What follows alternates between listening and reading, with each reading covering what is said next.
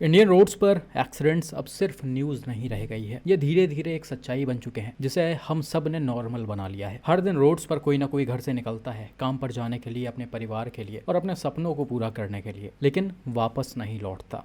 और सबसे खतरनाक बात यह है कि इन एक्सीडेंट्स के पीछे या इनमें जा रहे लोगों के जान के पीछे किस्मत नहीं होती, बल्कि किसी और की नेग्लिजेंस, एरोगेंस और इरिस्पॉन्सिबिलिटी होती है। रिसेंटली गोवा से एक केस सामने आया था जिसे शायद आप में से कुछ लोगों ने देखा होगा। इसमें एक रिच किड जिसकी एज अभी कम ही थी, वो अपने एक लग्जरी कार से, मिनी कूपर से, रात के समय काफी हाई स्पीड में एक रोड से होते हुए जा रहा होता है। ये सिटी के अंदर वाली 4 लेन रोड होती है जिस पर एक जंक्शन से एक बाइक टर्न हो रही होती है। उस बाइक पर 2 लोग होते हैं, एक तो राइडर और पिलियन सीट पे एक लड़की बैठी होती है जिनकी उम्र वही 23 साल के आसपास होती है। ये दोनों ही लोग किसी 5 स्टार होटल में काम करते हैं और रात के समय होटल से अपने घर की तरफ जा रहे होते हैं। यहाँ पर कहीं भी मेंशन नहीं है कि एग्जैक्टली एक्सीडेंट कैसे हुआ, लेकिन शायद ऐसा बताया जा रहा कि जंक्शन से बाइक मुड़ रही थी और हाई स्पीड में कार ने आकर उसे हिट कर दिया। As per the eyewitness, car की स्पीड इतनी ज्यादा तेज थी कि इम्पैक्ट से बाइक करीब 50 मीटर दूर तक घसीटते हुए चली गई या उछल कर चली गई। साथ ही में जो राइडर और पिलियन थे वो भी हवा में उछलकर काफी दूर गिरे और अनफॉर्चुनेटली इसमें पिलियन राइडर की यानी लड़की की ऑन द स्पॉट डेथ हो गई, जबकि राइडर को काफी मेजर इंजरीज आई हैं। उम्मीद करते हैं कि अब वो सेफ हो। तो भाई, रात के समय इंडियन रोड्स के जंक्शंस कितने ज़्यादा खतरनाक होते हैं वो आप सभी बहुत सारे वीडियोस में देखते आ रहे होंगे। मैंने ही कई बार हाईलाइट किया इस चीज़ को। और खासकर ये चीज़ें इसलिए खतरनाक होती हैं ताकि इस तरह के लोग जो रात में अपनी गाड़ी लेकर निकलते हैं, हाई स्पीड में चलाया जाता है क्योंकि रोडें थोड़ी सी खाली होती हैं। लेकिन रोडें खाली होने का मतलब ये नहीं होता कि उसकी स्पीड लिमिट 4 गुना बढ़ जाएगी। जो रोड की स्पीड लिमिट होगी 40-50, आप उसी के अंदर रहकर गाड़ी को ड्राइव कर सकते हो।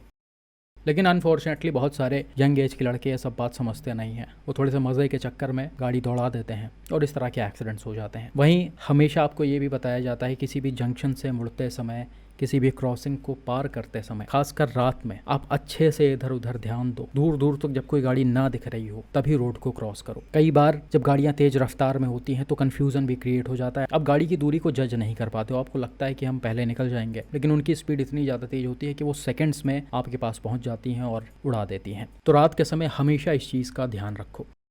बाकी भाई, इस एक्सीडेंट के बाद मिनी कूपर के ड्राइवर को अरेस्ट किया गया और इन पर रैश और नेग्लिजेंट ड्राइविंग की धाराएं लगाई गई थी। हालांकि उसके बाद इनका बेल हुआ या नहीं वो तो मुझे नहीं पता, लेकिन एक न्यूज़ में ऐसा बताया जा रहा था कि जिस लड़की की इसमें डेथ हुई है उनके पेरेंट्स पुलिस पर एलिगेशंस लगा रहे थे कि वो चीज़ों को ट्रांसपेरेंट नहीं रख रहे हैं, मतलब बहुत ज़्यादा चीज़ें उनके साथ शेयर नहीं हो रही होंगी। और ऐसा कई सारे केस में देखा गया है, खासकर ऐसे रिच किड वाले केसेस में। उम्मीद करते हैं कि इसमें क्लीन इन्वेस्टिगेशन हो, सारी चीज़ें ट्रांसपेरेंट रहें और पुलिस ड्राइवर पर स्ट्रिक्ट एक्शन ले।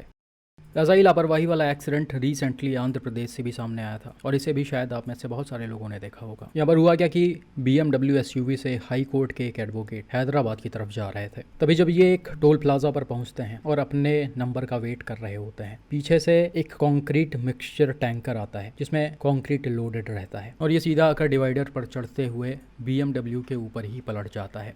अब टैंकर लोडेड था तो आप समझ सकते हो कि इसका वेट कितना ज़्यादा रहा होगा। बगल में कोई भी गाड़ी हो जिसके भी ऊपर ये पलटेगा, कोई भी गाड़ी सर्वाइव नहीं कर पाएगी, जो यहाँ पर भी हुआ है। बिल्कुल ऐसा ही केस आपने कुछ साल पहले वोल्वो का भी देखा होगा। जो हाल वोल्वो SUV का हुआ था, सेम हाल BMW का भी हुआ है। टैंकर ऊपर पलटी, इसके सारे पिलर्स, डोर्स सब कुछ कोलैप्स होते हुए नीचे की तरफ दब गए हैं, पूरी गाड़ी चपटी हो गई है। और अनफॉर्चुनेटली इसको जो ड्राइव कर रहे थे एडवोकेट, उनकी ऑन द स्पॉट डेथ हो गई। और ऐसा सिचुएशन में भाई बच पाना नामुमकिन है। आप किसी भी गाड़ी में क्यों ना बैठे हों, किसी भी मजबूत गाड़ी में, किसी भी सेफ गाड़ी में क्यों ना बैठे हों, जो लोडेड टैंकर्स, कंटेनर्स होते हैं, इन्हें कोई गाड़ी संभाल नहीं सकती है। अब पुलिस के रिपोर्ट्स में ऐसा बताया जा रहा है कि इस एक्सीडेंट का जो मेन रीज़न था वो इस टैंकर का ब्रेक फेल हो जाना था। अब सिर्फ यही रीज़न था या कुछ और, उसे तो हम दावे के साथ नहीं बोल सकते, लेकिन बहुत ज़्यादा केसेस में आपने सुना होगा हैवी व्हीकल्स का ब्रेक आसानी से फेल हो जाता है जब वो लोडेड होती हैं। तो अब यहाँ पर गलती किसकी है? या तो इन हैवी व्हीकल्स को टाइमली मेंटेन नहीं किया जा रहा होगा, ब्रेक्स वगैरह चेक नहीं किए जा रहे होंगे, या तो ज़रूरत से ज़्यादा इसमें लोड दिया जा रहा होगा जिस वजह से आसानी से ऐसे ब्रेक्स फेल हो जाते हैं। साथ ही साथ भाई, अपने यहाँ के जो हैवी व्हीकल्स के ड्राइवर हैं वो ज़्यादा ट्रेंड भी नहीं होते हैं। किस तरह से लाइसेंस मिलता है अपने यहाँ आप सभी बहुत अच्छी तरह से जानते होंगे। ट्रक पर रहते रहते ही ट्रक चलाना लोग सीख जाते हैं, लेकिन प्रॉपर इन सब की ट्रेनिंग नहीं दी जाती है। कब कहाँ कैसे रिएक्ट करना चाहिए और इस तरह के सिचुएशंस पर कैसे कंट्रोल करना चाहिए ताकि आपके साथ साथ दूसरे भी सेफ रहें। मैं ये नहीं कह रहा कि इंडिया के सभी ट्रक ड्राइवर्स इनएक्सपीरियंस्ड होंगे, लेकिन अगर हम ज़्यादातर की बात करें तो वो ऐसे ही मिलेंगे आपको सड़क पर। और इनके इस लापरवाही की वजह से रोड्स पर चलने वाले ना जाने कितने सारे लोग अपनी जान गंवा देते हैं, ना जाने कितने लोगों की फैमिलीज खत्म हो जाती हैं सिर्फ इन लापरवाहियों की वजह से।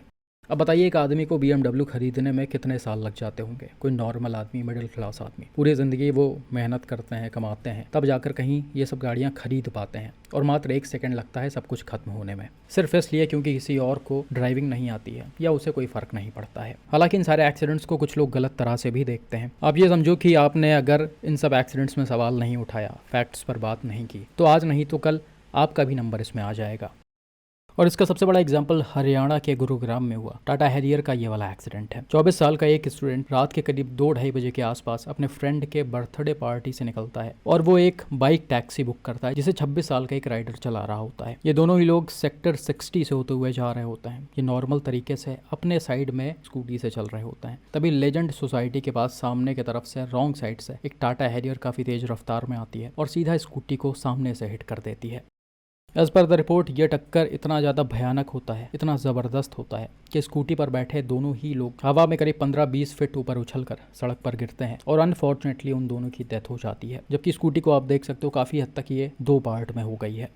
अब इतने ज़्यादा रात का समय होने की वजह से बहुत ज़्यादा लोग रोड्स पर नहीं थे उस समय, रोड खाली ही था। लेकिन एक्सीडेंट के समय एक लेडी अपने बालकनी में खड़ी हुई थी। इन्होंने बताया कि ड्राइवर जो कि 21 साल का एक लड़का था, ये भी इंजीनियरिंग का ही स्टूडेंट था। वो अपने गाड़ी से उतरता है, अल्कोहल के बॉटल्स को निकालता है और फिर कुछ कॉल्स वगैरह करने लगता है। इसी के साथ साथ इन्होंने ये भी बताया कि वो अपने गाड़ी के ड्राइवर सीट पर बैठकर वहाँ से भागने की भी कोशिश करता है, लेकिन शायद उस समय गाड़ी स्टार्ट नहीं हुई होगी, तो ड्राइवर गाड़ी को छोड़कर पैदल ही भाग जाता है। अब इस एक्सीडेंट के बाद टाटा हैरियर को सीज कर दिया गया और वहाँ के जो पुलिस ऑफिसर थे उन्होंने बोला कि ड्राइवर को पकड़ने के बाद ही पता चल पाएगा कि वो ड्रंक था या नहीं। साथ ही में उन्होंने बताया कि गाड़ी से कोई भी लिकर की बोतल नहीं बरामद हुई है। और ये न्यूज़ है 5 अप्रैल की, यानी कि जिस दिन एक्सीडेंट हुआ था। हालांकि अभी रिसेंटली 2 दिन पहले ही 12 अप्रैल को टाटा हैरियर के ड्राइवर को अरेस्ट किया गया और इन पर कुछ धाराएं लगाई गई हैं। अब एक्सीडेंट होने से और ड्राइवर के पकड़े जाने तक के बीच का समय है 9 दिन। और आपको लगता है कि 9 दिन बाद ये पता चल पाएगा कि ड्राइवर एक्सीडेंट के समय ड्रंक था या नहीं। अब आप समझो कि एक्सीडेंट के दिन ही पुलिस को गाड़ी बरामद हो गई, ओनर की सारी डिटेल्स रही होंगी पुलिस के पास, लेकिन फिर भी इनको 9 दिन लग गया ड्राइवर को पकड़ने में। तो इससे आप समझ सकते हो कि अपना सिस्टम कितना तेज काम करता है। तो इस तरह से अमीर लोगों को बचाया जाता है और गरीब लोगों को सड़क पर कुचल दिया जाता है। और इस तरह के एक्सीडेंट्स में जिनकी डेथ होती है वो ज़्यादातर लोअर मिडिल क्लास या फिर मिडिल क्लास वाले लोग होते हैं, जो लोग रोज़ मेहनत करके अपने परिवार के लिए जीते हैं। उनकी मौत सिर्फ एक हेडलाइन बनकर रह जाती है और फिर अगले दिन कोई नया हादसा आता है और खबर को दबा देता है। लेकिन क्या इसमें सिर्फ ड्राइवर ही दोषी है या सिस्टम भी उतना जिम्मेदार है? हर बार हम देखते हैं अक्यूज्ड पकड़ा जाता है, कुछ दिनों में बेल मिल जाती है, केस चलता रहता है सालों तक, और आखिर में क्या होता है, या तो सब भूल जाते हैं या फिर समझौता हो जाता है। खासकर जब अक्यूज्ड के पास पैसा हो, इन्फ्लुएंस हो तब। क्या इंडिया में कानून सिर्फ गरीब लोगों के लिए स्ट्रिक्ट है? क्या सड़क पर किसी के जान की कीमत उसके बैंक बैलेंस से तय होती है? अनफॉर्चुनेटली भाई आज के यंगस्टर्स जिसे जिम्मेदार होना चाहिए था वो इस तरह की हरकतें कर रहा है। Wrong side driving, over speeding, फालतू के स्टंट्स, ये सारी चीजें अब कूल बन चुकी हैं। रियलिटी ये है कि इंडियन रोड्स पर सेफ रहना अब सिर्फ आपके ऊपर नहीं है। आप कितने भी सावधान क्यों ना हो, अगर सामने वाला इररिस्पॉन्सिबल है तो आप भी विक्टिम बन सकते हो। यही सिस्टम की सबसे बड़ी फेलियर है। इसीलिए अब वक्त आ गया है कि हमें इसे एक्सीडेंट कहना बंद करना होगा और इसे असली नाम से बुलाना होगा, यानी लापरवाही से किया गया मर्डर। अगर आप सड़क पर निकलते हो तो सिर्फ गाड़ी मत चलाइए, सिचुएशंस को समझिए, लोगों को समझिए, हर सेकंड अलर्ट रहिए, क्योंकि यहाँ पर रूल्स फॉलो करना काफ़ी नहीं है। यहाँ दूसरों के गलतियों से भी खुद को बचाना पड़ेगा, खासकर जब ऐसा सिस्टम हो, ऐसा कानून हो, तो हम और भी किसी पर भरोसा नहीं कर सकते हैं। बाकी आपके इन एक्सीडेंट्स पर क्या मानना और इन जैसे लोगों पर क्या मानना है, कॉमेंट करके ज़रूर बताएं।